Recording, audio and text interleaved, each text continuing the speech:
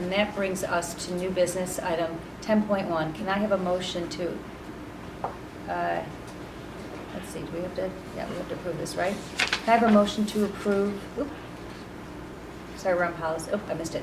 10.1. I have a motion to approve the Board of Education 2016-2017 proposed meeting calendar. So moved. And a second? Second. Okay. So, does anybody have any comments on this? Is this pretty standard what we do? Because I noticed that a lot of months there are potentially just one meeting. Is that pretty much the way it's always been? Yep. So you, Bill, you feel that In this... recent years, yep. Okay, so you feel like we'll be able to get our business done the way this is? Yep, it Okay. would be similar to this year, and if we need to use the optional date, we can. Right. And we can also use one of those optional dates for For a retreat. Yep. Okay, does anybody have any comments or questions? All right, motion's on the table, all in favor? All right, we have budget meeting calendar. Brings us to unfinished business, 11.1. Can I have a motion to adopt as a first read policy 1230, which is the public participation at board meetings, and policy 2270, school attorney? So moved. And a second? Second. Okay. Any comments or anything we need to know? Any questions on any of it? Pretty easy. Yep. Okay. All in favor? Thank you, policy committee. Jen? Staff reports, Bill, did you have a report for us? I think my transportation was good input from me. It was good input for you. Thank you for Thank doing you. that. Okay. And Greg, was the budget yours? Yes. Okay. I can speak more if you'd like. It's my I time think to we're going to go on to Tim. Tell me about I think we want to hear from that Tim. equalization thing. Just a little more on that, David yeah. chances. I'll be brief. It's just, last week you heard, you accepted the Environmental Education Foundation grants, and I had 2 grants that I collaborated with middle school and high school teachers. Just want to talk very briefly about it. So those 2 grants are about 21st century learning spaces, innovative classroom spaces that complement the work Dr. Taylor's doing in STEAM, which he's working on the labs at curriculum in the high school. He had 2 grants that will redo those spaces. So what we've been asking ourselves is, we no longer are looking at labs as a place kids go to from their classrooms, but how could all classrooms be innovative learning environments? So some teachers were interested in exploring this with Andrew and I. So we wrote a grant to start experimenting with classroom space. What would a 21st century classroom look like? We talked to the teachers about their needs. We read some research books on innovative learning spaces in the 21st century. So the foundation grants will allow these teachers to explore some innovative learning environments, and we'll study those over the next year or 2 to see how that might inform some future classroom spaces. Steve set aside a little bit of extra money for us in case we need some additional money to complement those grants. In addition to other teachers who I think will quickly want to jump in, teachers who teach the same subject or same grade level may want to also be offered that. So Steve was setting some extra money aside for it as well. So you'll hear some of this work in future presentations. This all complements the curriculum instruction and work we're doing around 21st century learning. So these are in tandem with each other, so that the space meets the curriculum instruction goals. Will the classrooms be set up in September? Is that- Some of them may be this year. So Oh. we have the grant money now. We're Good. going to work with the teachers to see if some of them are low impact and we can do that work now, and then some will be done over the summer into next year. 6 or 7 classrooms, and no 2 are the same. You know, one of the ideas Tim said we're going to study it is to see what works and doesn't work without going full bore and then discovering, oh, these adjustable tables were a waste of money and we bought 3,000 of them. That won't happen.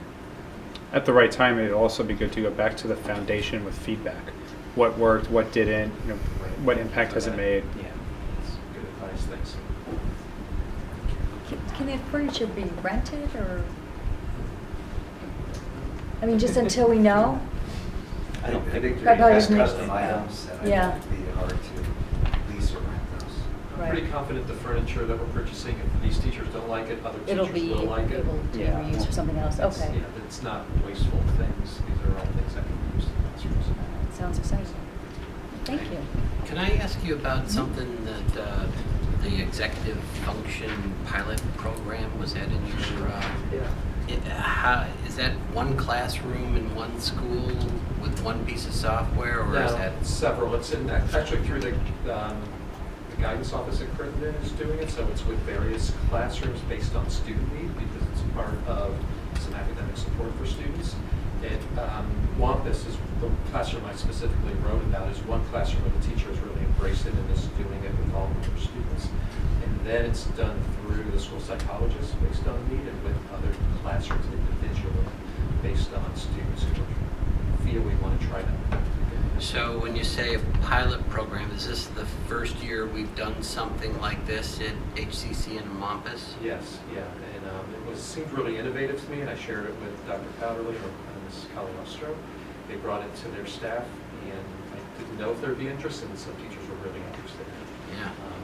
Really impressed with it so far. What I want to do is correlate that with how they perform on testing situations, to see if it's correlated with them actually transferring their learning to testing situations. Or just lowering their anxiety because they're more prepared, or Sure. they have less conflict in their life. I mean, getting a kid at that age to look beyond 3 days is Yeah, tough. it's not just about that. What it is about, and why I've been visiting this one classroom, because the teacher's really embracing it with all of the students in the classroom. This is a self-contained classroom. I go in, and the first time I came in, the kids talked to me about the program. They're having these kids talk about neuroplasticity and how the brain works.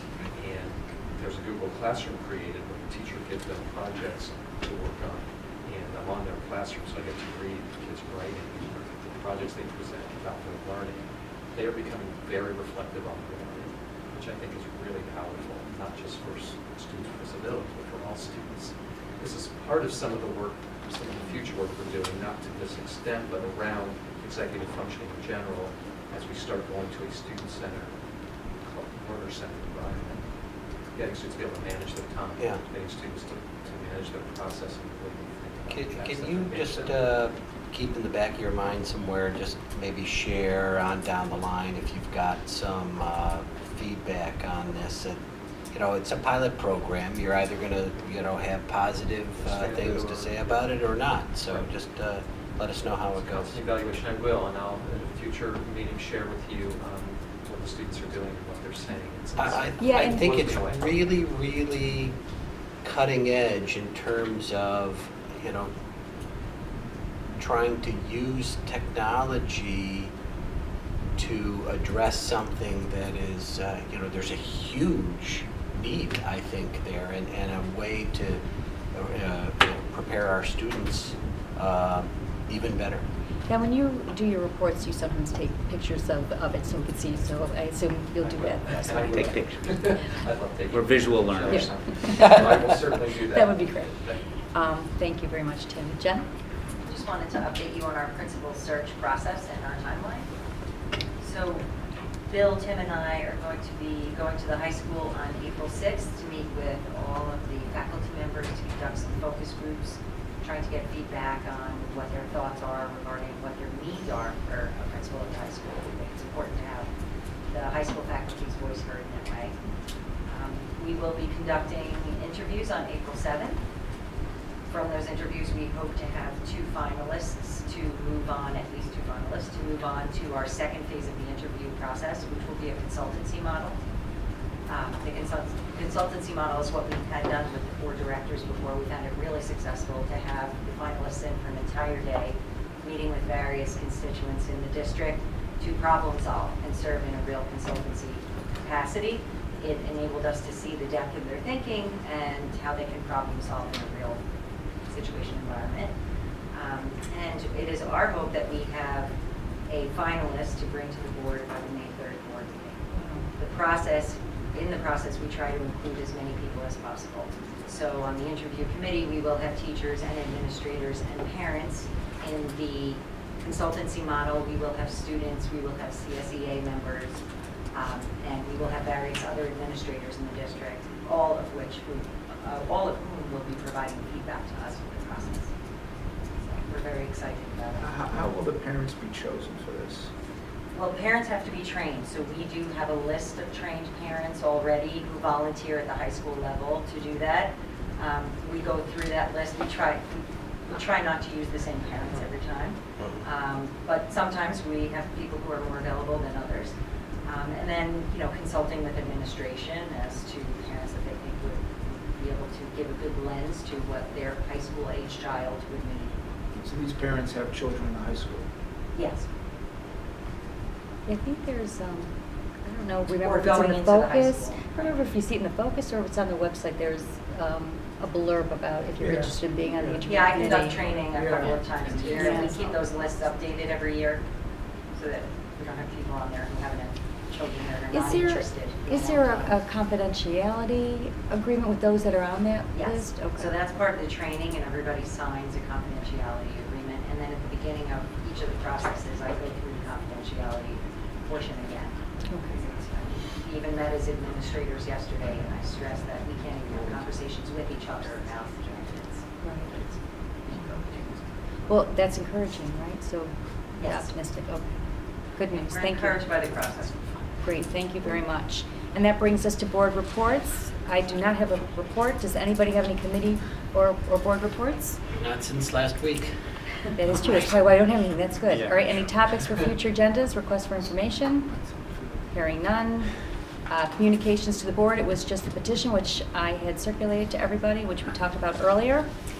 And can I have a motion to approve our Board of Education minutes from March 1st, So 2016? Second? Second. Okay, Third. any changes? All in favor? Thank you once again, Donna. Okay, and we met in executive session, as I said beforehand, to discuss one item, 3.1, legal matter, individual student. Can I have a motion to adjourn? So moved. And a second. Second. All in favor? Good night, and thank you for watching. Happy spring.